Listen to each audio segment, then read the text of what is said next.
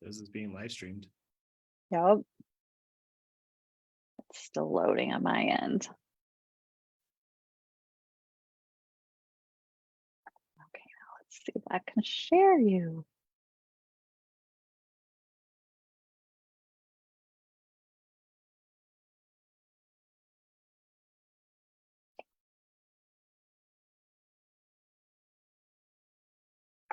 Share into the tribe. Yay, it's working. All right. Let me do one more thing. We'll be ready to go.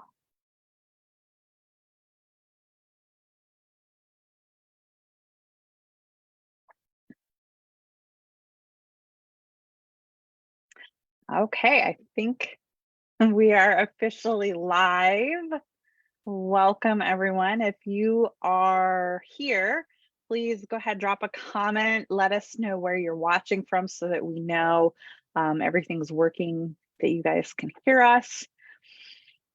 All right, so welcome to this month's TBI Talk. I'm here with Dr. Shane Steadman from Integrated Brain Centers. And today we're going to be talking about sleep issues after brain injury. So welcome, Shane. So happy to have you here. Thanks. It feels like it's been a while, but it hasn't. But I know it's only been a month, but it feels a lot longer. Yeah, so crazy. So good to be here. Yeah, I think, I think the summer hustle and bustle slows, it's crazy busy until Labor Day, and then it just kind of tapers. So I think that's why it feels so long, because there's just been so much going on. There's so much that goes on right at the beginning of school. And yeah. Yep. Sure. And I know your oldest just went off to college, so I'm sure that's been an adjustment. Yeah, that's definitely been a change and interesting. And yeah, all the above, just all the above. All right, well, let's kind of dive into today's topic.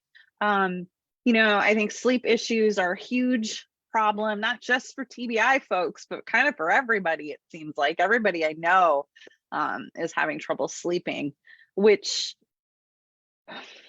is not good, right? Like when everybody's not sleeping well, there's that means we're all like in like a stressed out, hyper aware state. So excited to dive into this.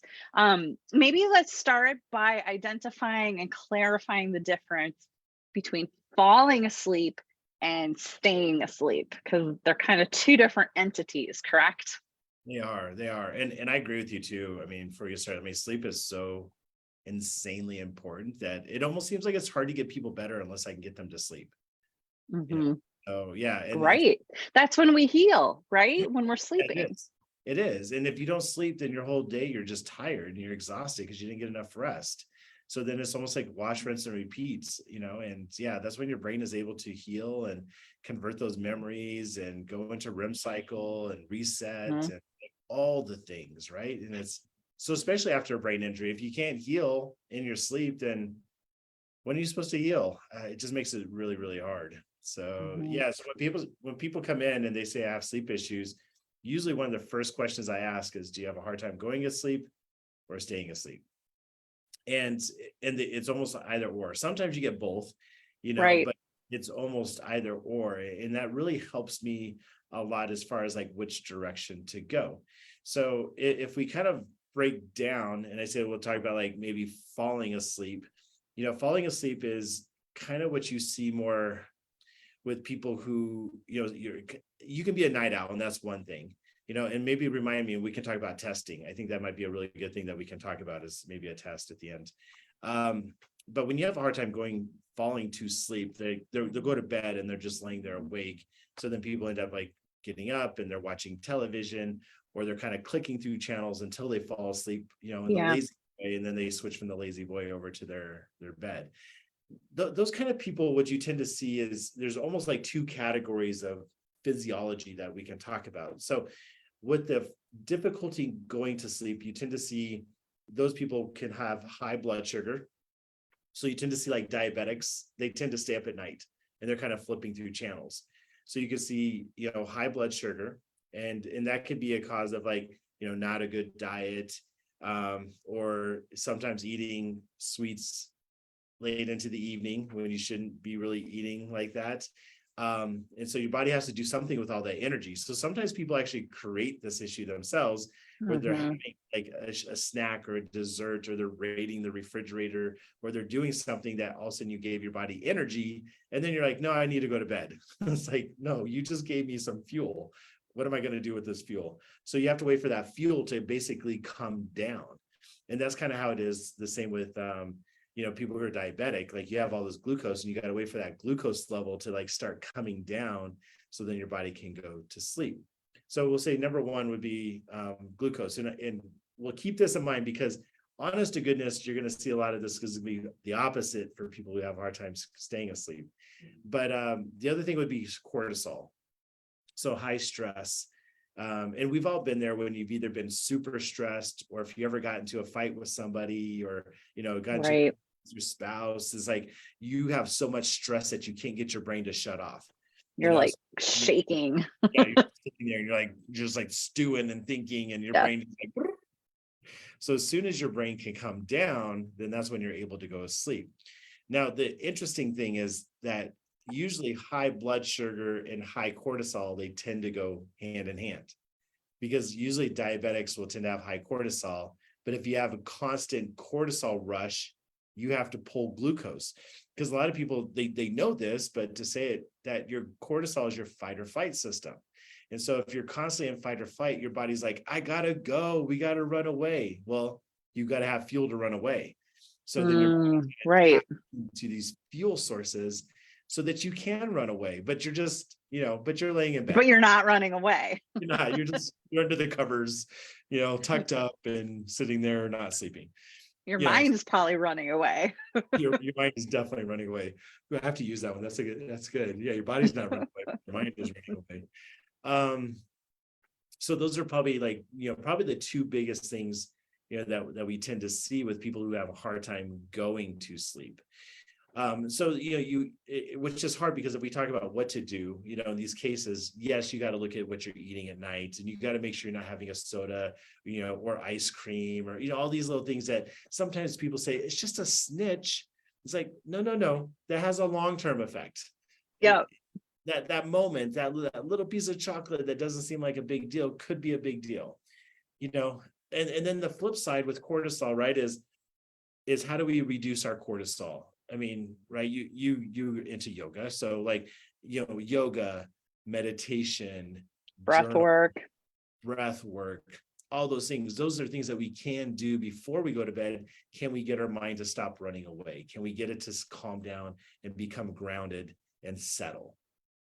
Right. So these are some of the things that I would say are probably the most common. Now, when we get into brain injuries, what's really hard about that is that you're in a fight or flight, and so your mind is racing, and you can't stop the looping.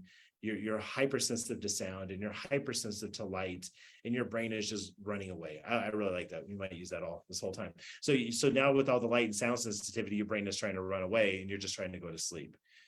So obviously, we can say the next thing would be like, finding somebody that knows how to work with brain injuries and knows functional neurology and can pull all of this together. That's a really important thing to do. But this is why you do see some of these things like, diet and inflammation and yoga and things like that can be beneficial.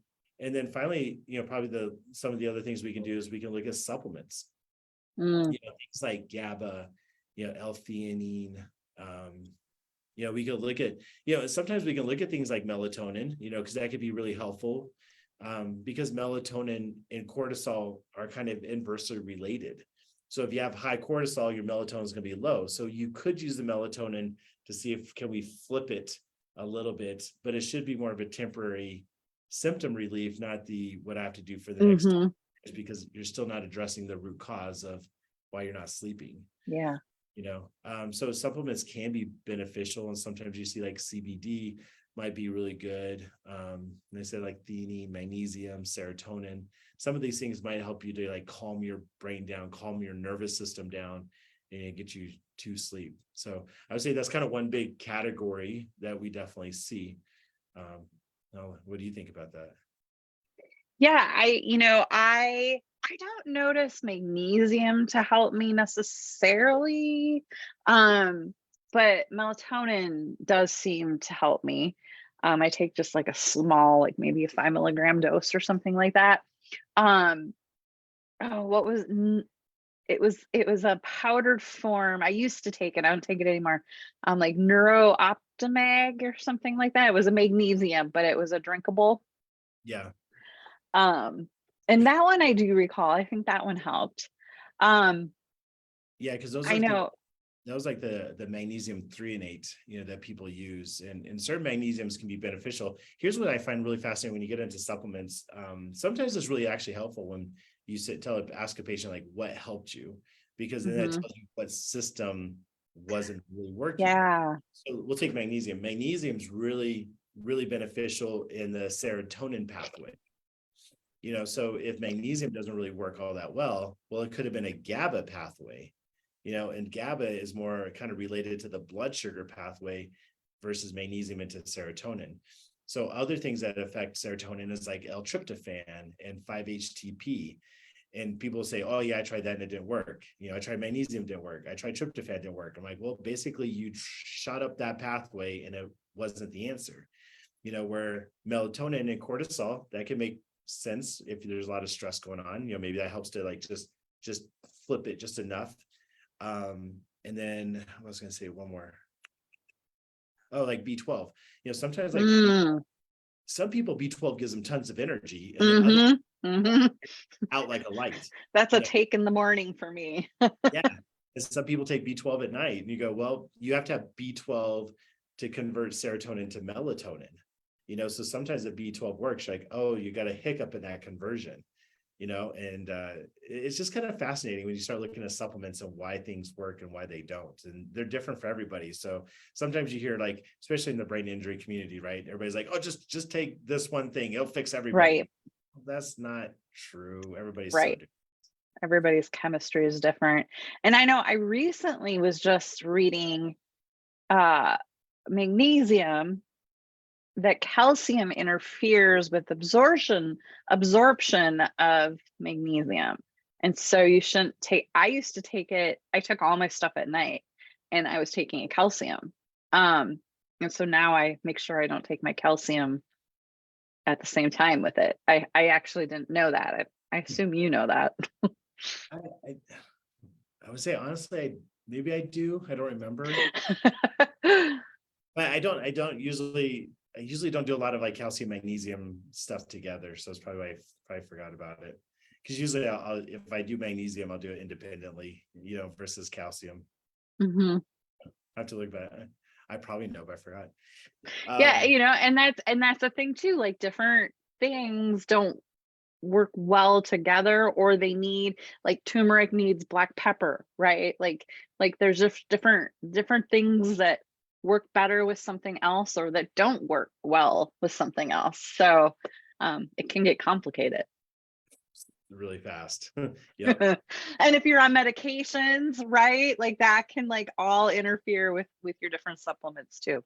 Yeah. Well, it's funny. Just before we got on, a patient was walking out, and she told me, she goes, it was really interesting. She goes, I haven't been sleeping very well, and I was taking the I think it's a kind of a calm drink. I forget what it is, but it's a popular one. So she's like, I've been taking this calm drink, and she goes, I'm just not sleeping lately. And she goes, then I read that L-theanine can have an opposite effect of giving you too much energy. She goes, that was like the main ingredient. And I was like, Oh wow.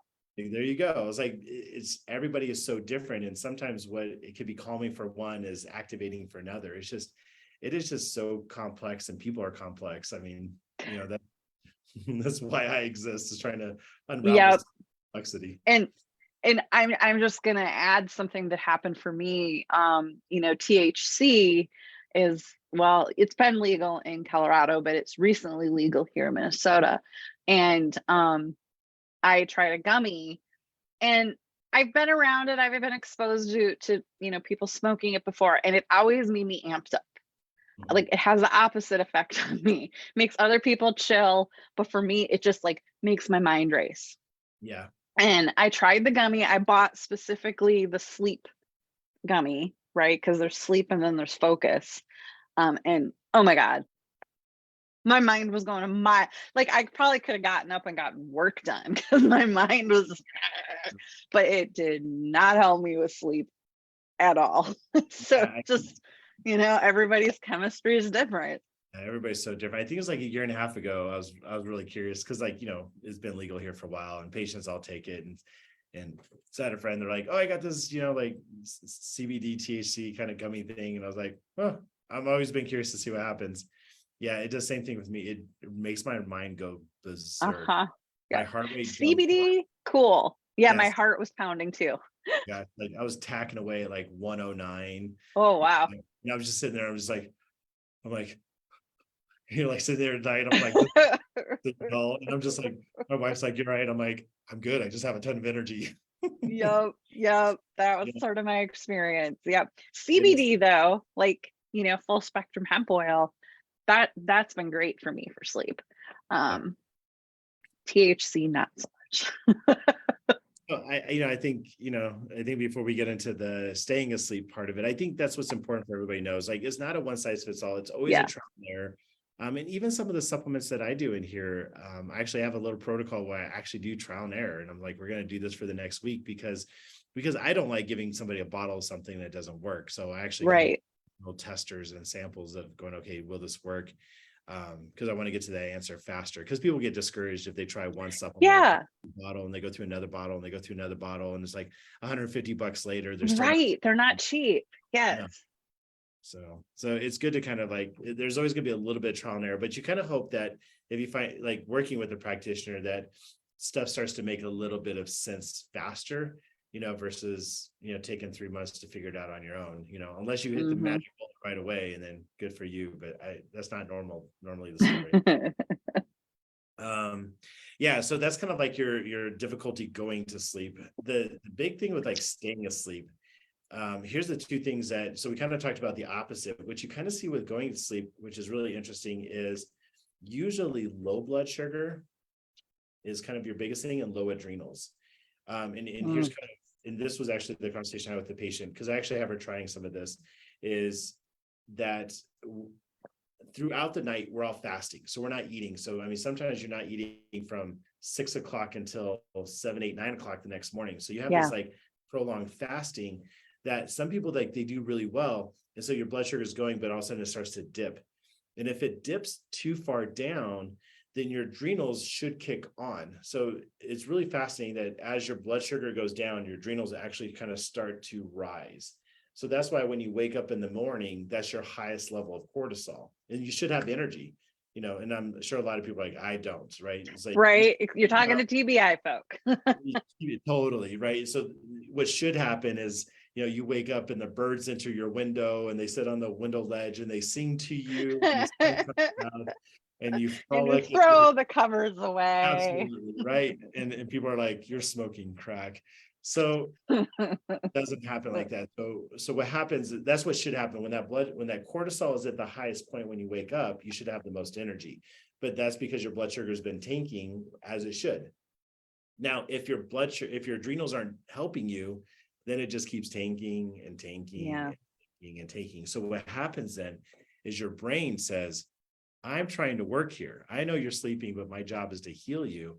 And if I can't get the fuel that I need, then I'm gonna tap into epinephrine. And epinephrine is made in the brainstem. It's kind of stimulated in the brainstem, that's an important piece. So you get the stimulation in the brainstem to release epinephrine to tap into your storages, because you have storages of glucose just in case. So Right. basically, just for an emergency, break glass, and that's just exactly what happened. So now your brain wakes up, and this is what, 2 o'clock, 3 o'clock in the morning, and this is when people wake up and they're just like, their mind is racing now. They're just like, and they can solve world hunger. They can write a book. They all the projects laid out for the next day, and it's only 3 a.m. And the problem is you can't go back to sleep because Yeah. epinephrine is the runaway. That's the stuff, when you watch Grey's Anatomy and they're like, we need epi, it's like, we got to like start, Right. Right. we got to That's what you get. get for anaphylactic shock, right? Yeah. And so patients talk about that. Like, I woke up in a panic. I woke up in a sweat. I felt like I was jolted out of bed, right? Because you got this like epi hit. Well, what's also crazy about the brainstem is that's where all your nausea centers are. So people wake up in the morning nauseous and they don't have any appetite. Ah, Really, yes. and they kind of feel sick to their stomach. And the thought of food is just disgusting. So let me just grab my coffee. Yeah, yeah. And that's because your blood sugar is low. You don't have enough fuel. So your brain takes over. And that's not healthy because you're trying to sleep, but your brain doesn't care. So let me make sure I got this. So can't fall asleep, blood sugar, and cortisol. That are high. Yep. Can't stay asleep, your blood sugar's low, which then kicks off epinephrine. Yeah, it can. So if it gets to a point where it's too Or low. can, yeah. Yeah. Yeah. So you can tend to have like low blood sugar, low It's adrenals. trying to compensate for that. Yeah. Somebody's got to compensate. Mhm. You're not awake to do it. You're not awake to eat. So And what you just described, this just happened to me last night. Wide awake, 3 in the like fell asleep, slept great, 3 in the morning, wide awake, thinking about everything I had to do today, solving yeah. the world's problems. And it's just like, come on. And then it's 4 o'clock, and then it's 5 o'clock, and then it's 6 o'clock, and I might fall asleep for another hour and then feel even worse when I Yeah. wake up, right? Sometimes that epinephrine response takes an hour or two to wind down again, you know. So, what are some things we can do if that's happening to us? So the biggest things I've seen that is it's easy to try is sometimes like right before bed, actually to eat like a fat and a protein, something like that. Because Not sugar. yeah, not sugar. So because sometimes you see like, right, we eat dinner at 6, and let's say we go Mhm. to bed at 11. That's 35 hours without eating. So then, I mean, you've already kind of gone up in 2 hours and back down. So you're Yeah. in the down train for at least 2 to 3 hours before you fall asleep. So I mean, so sometimes if you're going to go to bed at 11, maybe around 9:30, 10, which sounds very contradicting sometimes, but maybe eat like an apple with some peanut butter, almond butter, or something like that, where you have a little bit of like fibrous, a little bit of sugar just to pop you back up. So, so instead of going like 6, peaking at 8, now you're at 10, peaking at 12. So now you're starting the downward trend around 1 a.m. instead of starting it at around 9 p.m. So Mhm. like just shifting that a little bit over sometimes is all the difference. And if that works, then you know what it is, Mhm. right? So another thing that we can try on top of that, this is what I have patients do that. I'm like, hey, try that for a few days and see if that works. The other thing that we can try is then we can get into adrenal supports. So we can look at things like ashwagandha, rhodiola, basil, holy basil leaf, all those, like they call them adaptogenic herbs.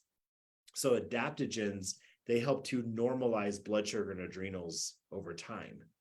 So to take like an adaptogen, so like my wife will take, when she's like super stressed out, she'll take some adaptogens right before bed, and she's like out, like out to the world. You're like, all right, apparently you needed that, just to like Wow. get herself to calm down. So if the adrenal stuff works and you slept through the night, then okay, I have a lot going on. I got a lot of stress. I got, my body's worn out. I'm just fatigued. Like you probably need a break. You could do some yoga, so those are kind of some easy things. GABA, it's interesting because GABA is a byproduct of glucose. So if you don't have enough glucose, you can't really make enough GABA. Well, GABA is what calms down all the like mind racing stuff. So it kind of makes sense too that if all of a sudden you wake up and you don't have enough glucose, not enough GABA, then your brain is going. So a lot of Yeah. times it's like just the easiest fix. Sometimes I was talking about this with a new patient today. Sometimes we can be super like French therapy and all these kind of cool things, and we just miss the basics of like de-stressing, eating, getting enough protein, getting enough fat, because fat and protein stabilize blood sugar. So if we can maintain a proper blood sugar stability, then that will carry us throughout the night. And that's the And place to start. and isn't it something like the average adult needs somewhere around 50 grams of protein? And I've heard that the average American isn't even getting half of that.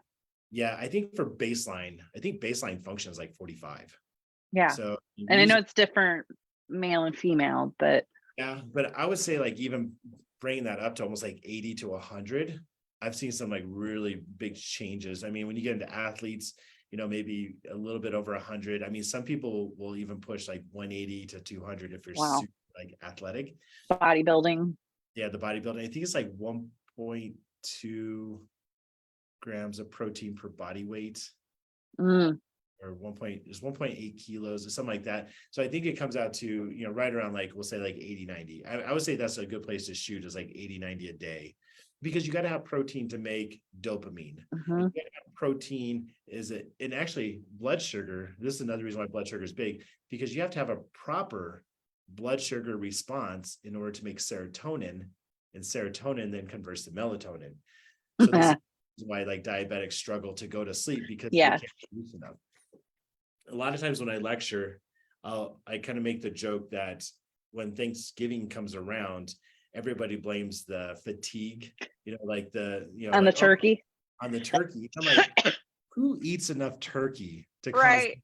fatigue? Because I've never seen that much turkey on It's anybody's a blood sugar crash. blood sugar crash, and the poor turkey's blamed for it all. Uh-huh. It's straight up a blood sugar crash. You know, but talking about protein and people in general, we don't eat enough of it. But folks who've had a brain injury often have weight gain, right? Mhm. Therefore, they're very conscious of this weight gain. So they're restricting calories to try and lose the weight. Yeah. And they're actually doing the reverse of what they're hoping to accomplish, because now they're not eating enough, their blood sugar is getting off because they're not consuming enough food. Like, it's sort of a vicious cycle. And I get the mentality of why they're doing it, because they're trying to lose weight, but they're actually kind of causing the reverse effect. Yeah. And I think another point based on what you just said too, it reminded me, but acute people with more of an acute head injury. So we'll say like maybe in the last 6 months, the research shows that you actually go hypoglycemic. So you actually go low blood sugar with brain injuries. And Mhm. because your brain is like sucking up a lot of the glucose trying to It's heal. it's trying to absorb it all for Yeah. So itself. you end up going low. So that's why another reason why you kind of see some of the energy issues and the sleep issues on newly kind of acute brain injuries. So Mhm. it's something that we don't think about very often and people don't talk about, but yeah, you go hypoglycemic with brain injuries. And we talked about this in last month's too, and we were talking about blood sugar. But I know when I when I am more conscientious about eating protein before bed, I sleep better. And so I make protein balls, Mhm. keep them in the fridge, can pop one or two out when I need it. And if I eat one of those before bed, one, it's giving me like, it makes me feel like I'm having a treat. It makes me Yeah. think I'm eating a cookie, but it's not. Um, and then it's giving me that little bit of a blood sugar kick, Yeah. to help sustain me through the night.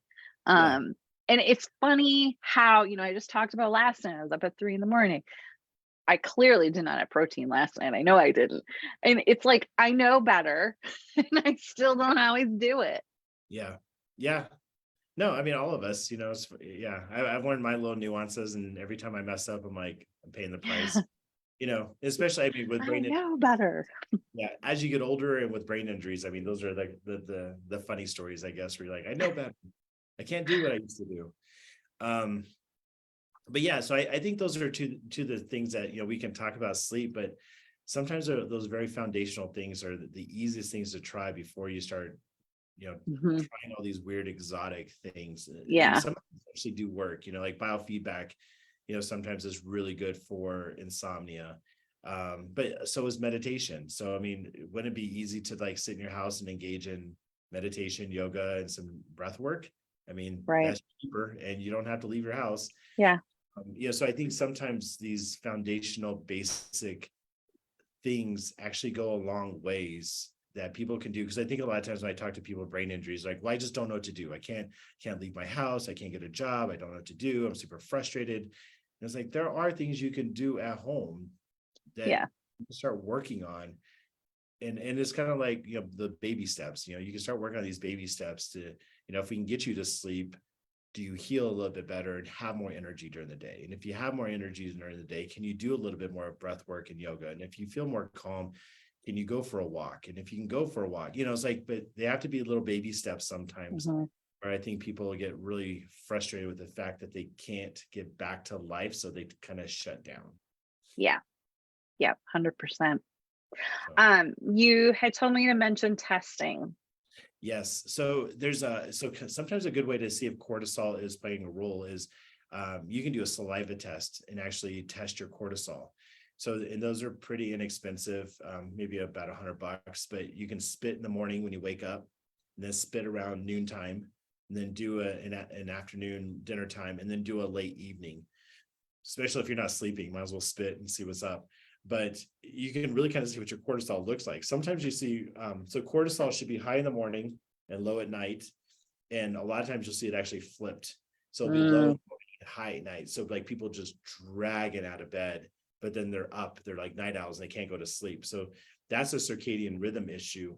And usually when people have circadian rhythm issues, that comes from the hippocampus, which is where our memory stuff also lives too. So that's part of your brain lives. So when we have stress, or we have traumas, we have PTSD or brain injuries, sometimes you can flip your circadian rhythm. And so you can use certain things like phosphatidylserine can actually be beneficial in trying to get the circadian rhythm back on track. So sometimes the saliva test will tell you, are you flipped? Sometimes it'll just tell you, are you just a yo-yo all day? I mean, that's right. Those.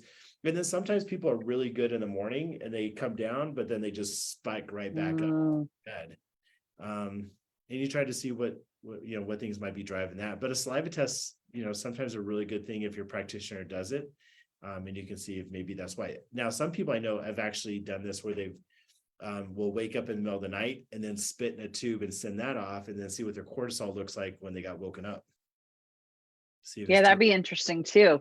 Yeah. So there's kind of a cool little easy test that you can do. And I think if you do those like one-offs, like through diagnostics, it might be like $35-40 or something like that to do a one-off and go, okay, why do I keep waking up at 2 a.m.?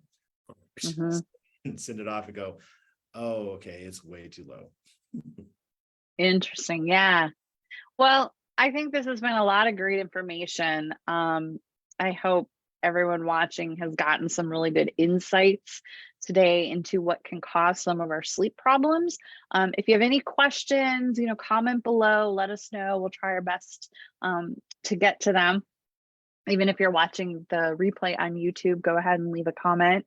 And Dr. Steadman, why don't you take a moment to let us know a little bit about if people are interested in learning more about you and what you do. I know they can go to integratedbraincenters.com and they can sign up for a free consultation. Yeah, absolutely. We do free consults all the time because we want to make sure that, working with us is a good fit. We get asked all the time, do you guys do intensive therapies? And we actually can. So we can do like week-long intensives, but we don't have to. That's not our 100% model. So we kind of have a model that fits whatever somebody needs. But we definitely do consultations. I think that's great. And yeah, going to our website is a great place to, schedule that free consult or just call the office at 303-781-5617. But I think another cool thing is if you get on our Facebook and Instagram, which is like Integrated Health Denver and Integrated Brain Centers, look out for our webinars because we're always doing like different webinars on different topics. And I think this month might get a little bit away from us, but we were planning on doing one on dizziness and vertigo. Dr. Maynard had to fly out of town for some family stuff going on. So this month might get a little bit away from us on doing some of those webinars, but next month we'll get back on track. So, we're doing different webinars on different topics that it's always kind of fun to listen to and get some more information. And those are also Q&A. So a lot of times you can listen and actually put in the chat box a question and we'll answer it as we go along. Awesome. Well, thank you for being here today. Thank you for sharing as always. And thank you everyone for joining us. I hope you got a lot of great info today.